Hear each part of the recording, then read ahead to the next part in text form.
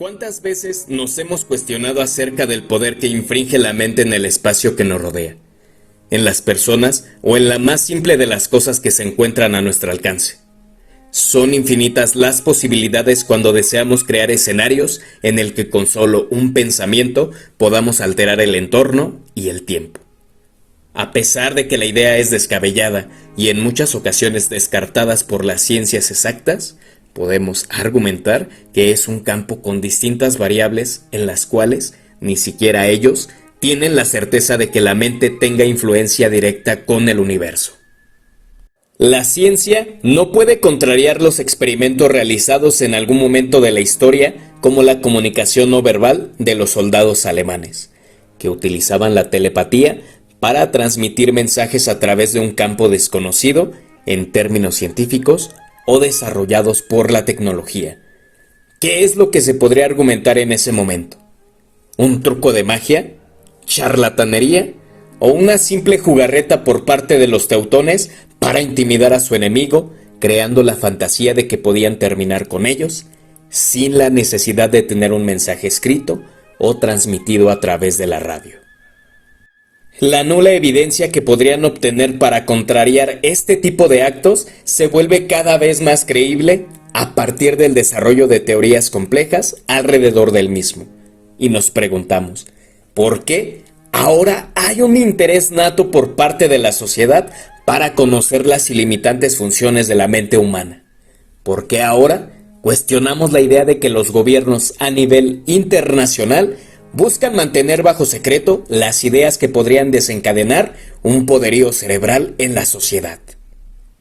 Soy Luis Delgadillo y llevo a tus oídos un tema que ha retomado fuerza importante en la sociedad con uno de los más grandes científicos que se han conocido y que incluso un misterio rodea su desaparición de la faz de la Tierra. El enigmático y aclamado Jacobo Grinberg y su teoría sintérgica, aterrizada en el chamanismo, suele arrojar parámetros muy complejos de abordar, pero comprensibles hasta el punto de lograr crear muchas escenas en nuestra cabeza de lo que podríamos lograr por medio de nuestra mente, si es que tenemos la capacidad de acceder a la conciencia colectiva y poder manipularla al punto de que se logren hacer cosas extraordinarias.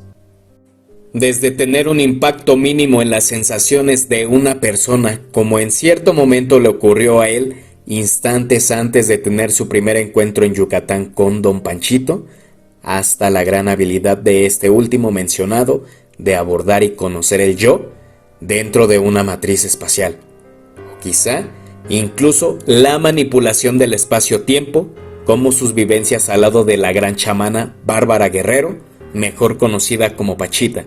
Será impresionante e importante lo que podamos conocer a través de este video y a través de los mismos libros que dejó para nosotros antes de su desaparición.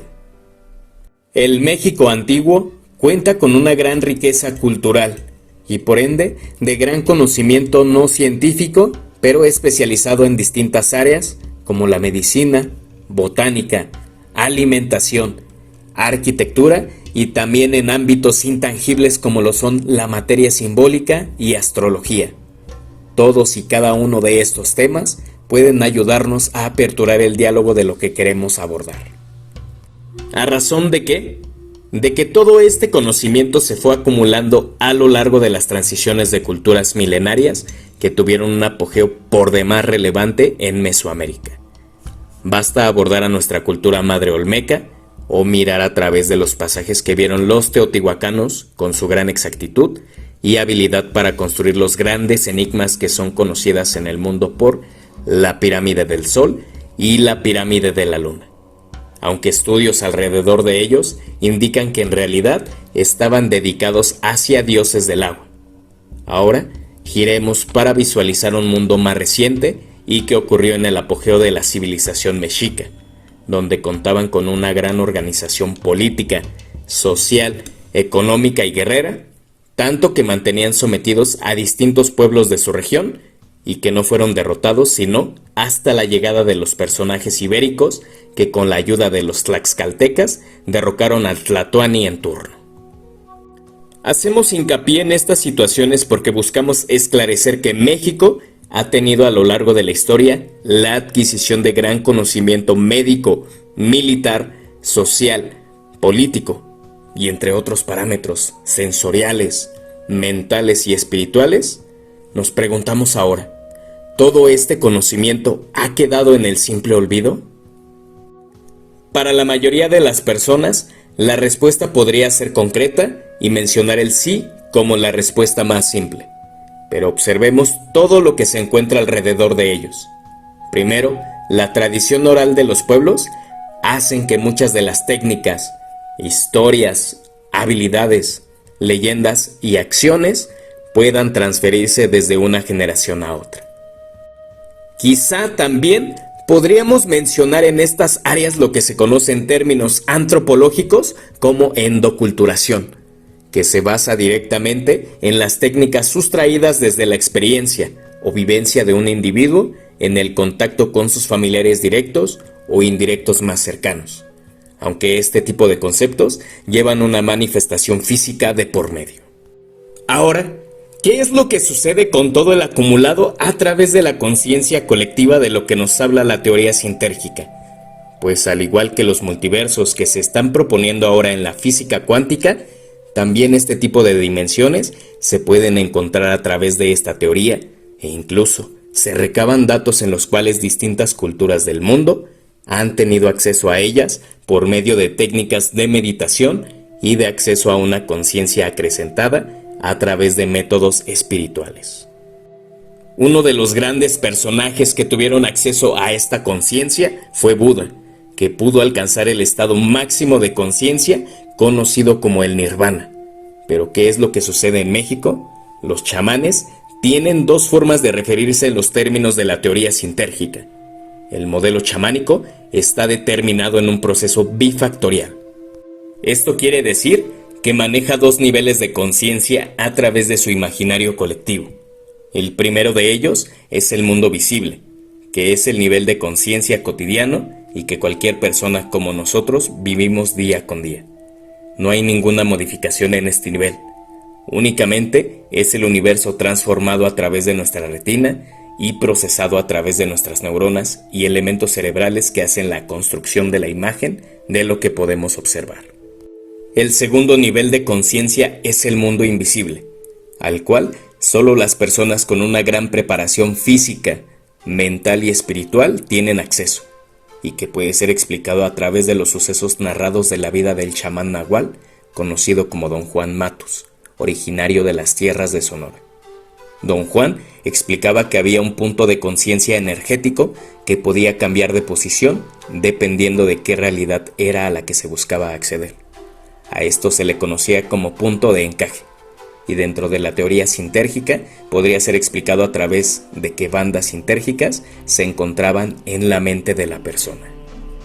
El campo neuronal, por ende, sufría una modificación que hacía ver realidades alternativas, y por ende había una modificación directa del espacio-tiempo. Incluso siguiendo con el ejemplo de Don Juan Matus, había dos tiempos diferentes en los que se desarrollaba tanto su vida como las enseñanzas que proporcionó a Carlos Castaneda. Este último relata que por medio del punto de encaje podía visualizar dos realidades diferentes dependiendo de la posición del mismo. Él describía que un mismo tiempo, situación, acción o contexto podría verlo tanto desde la conciencia normal, es decir, el mundo visible, así como desde la conciencia acrecentada que era el mundo invisible. El punto de encaje le permitía realizar acciones fuera de lo común e incluso extraordinarias o increíbles. Después de exponer este apartado general, podemos comenzar a explicar la iniciación del proceso chamánico a través de la teoría y las experiencias que Jacobo Grinberg y otros autores dejaron plasmados para su conocimiento.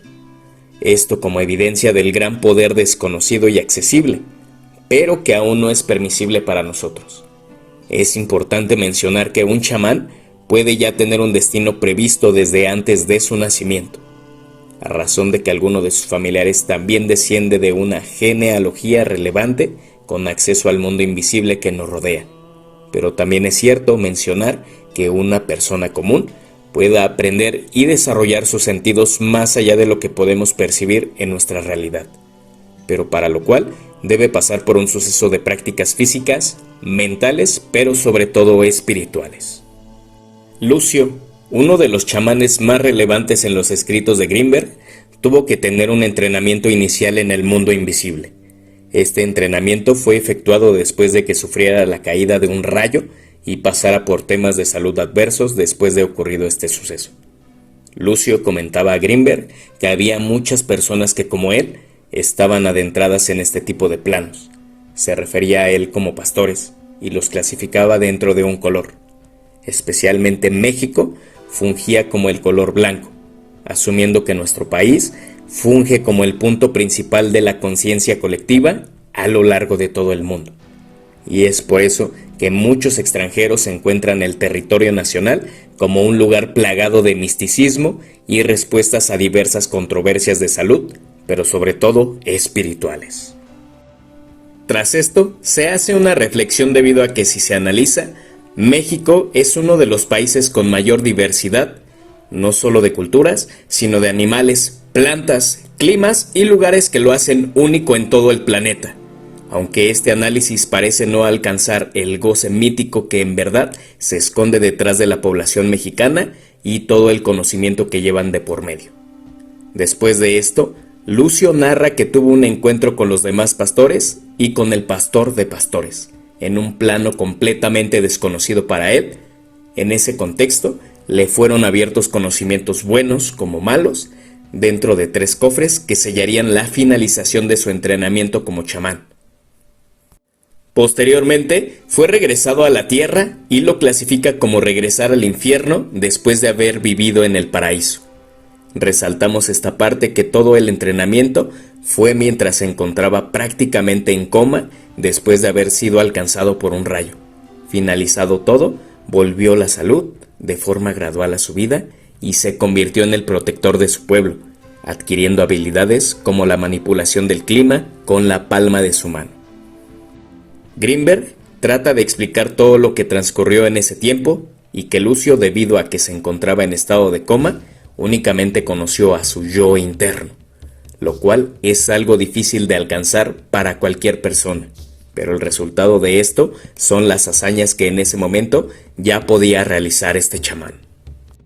A través de lo dicho anteriormente, retomamos que dentro de este plano debemos recordar que existen seres que pueden flotar a través del espacio-tiempo, algo que dentro de la física cuántica también es posible debido a que precisamente la 4ª dimensión tiene la añadidura de manipular el tiempo a voluntad de quien esté habitando ahí.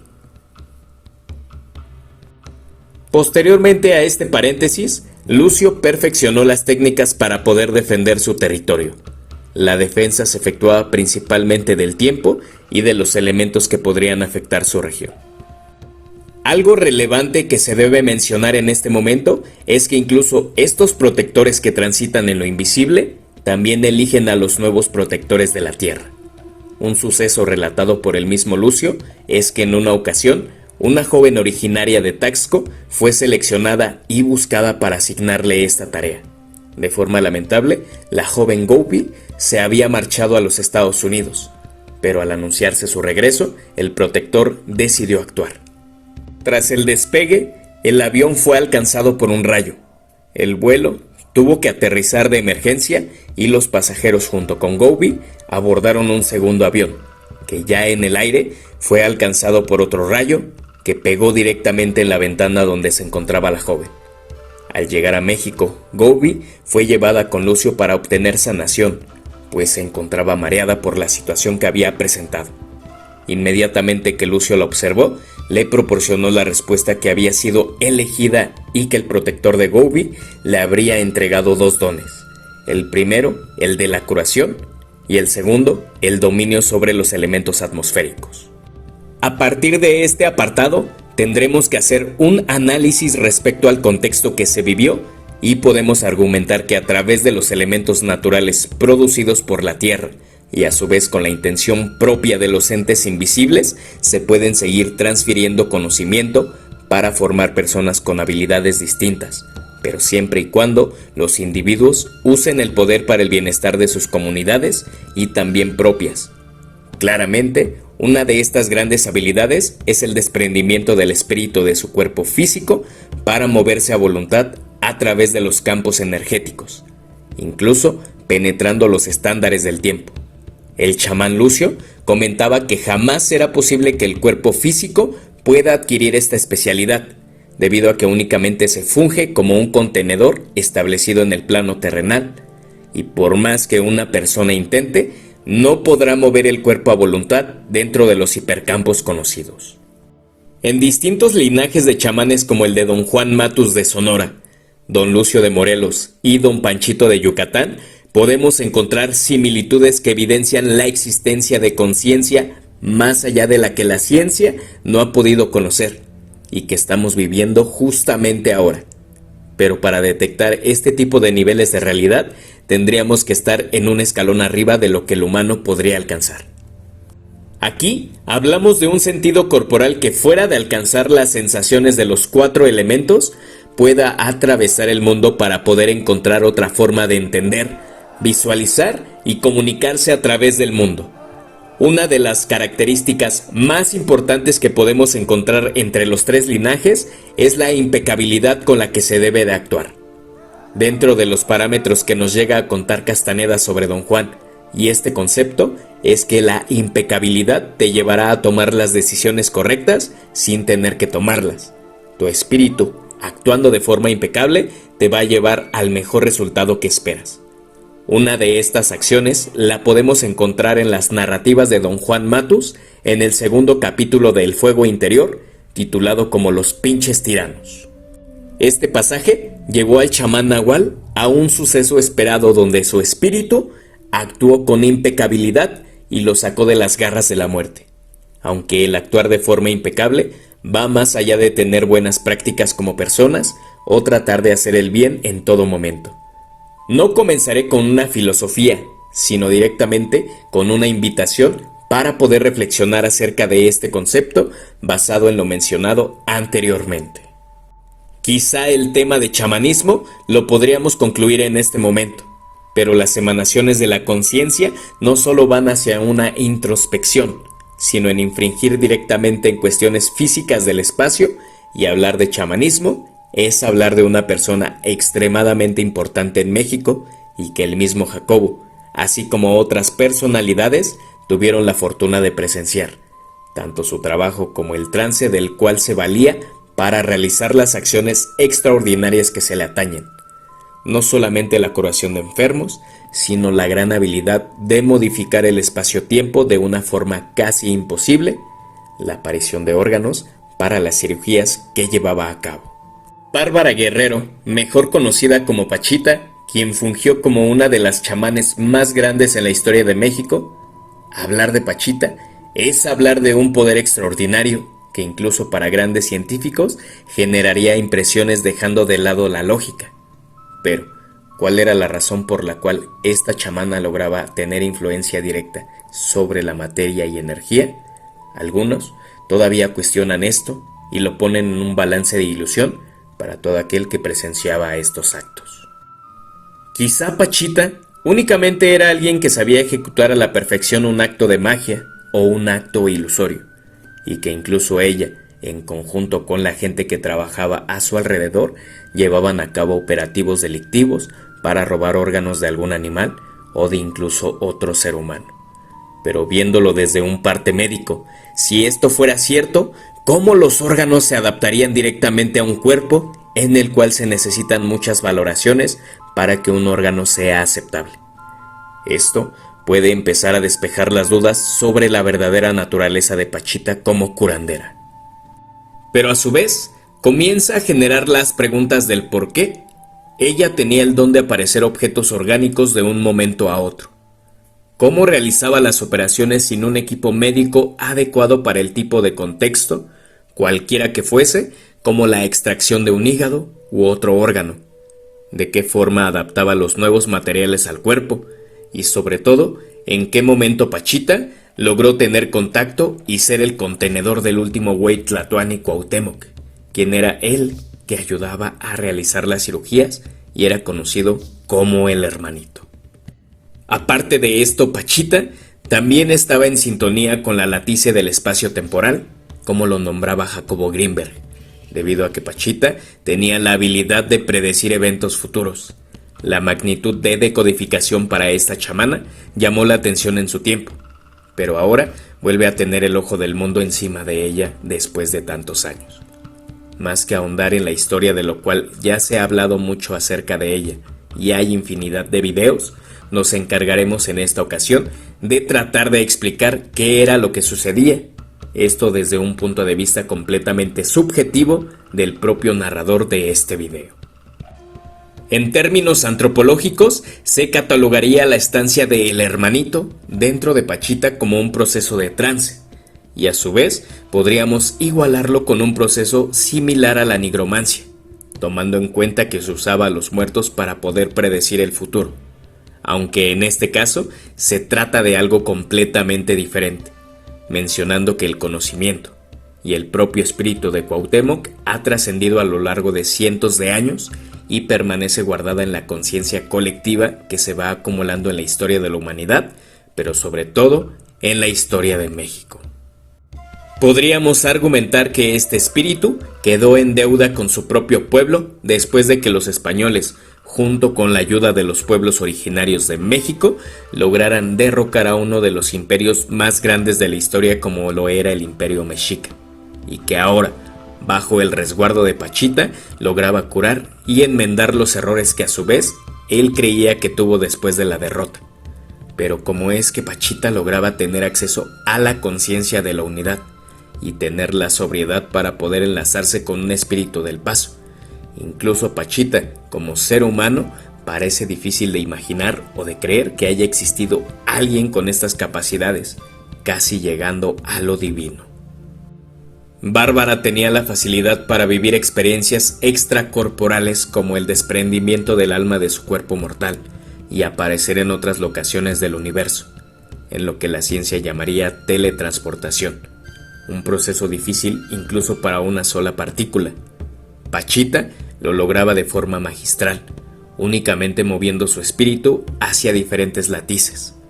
Es interesante pensar que Pachita, a través de su mente, logró descubrir un plano de nuestro universo que se podía penetrar y alcanzar niveles que ni en sueños nosotros podríamos imaginar.